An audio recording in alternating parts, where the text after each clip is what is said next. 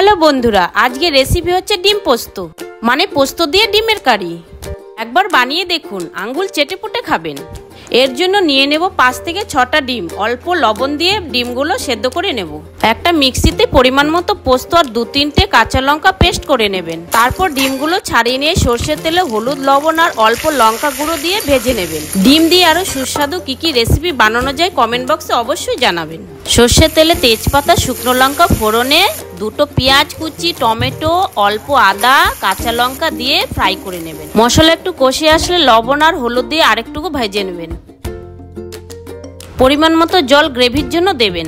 জল ফুটে আসলে পোস্ত বাটাটাও দিয়ে দেবেন। এরপর ডিমগুলো এক এক করে দিয়ে দেবেন।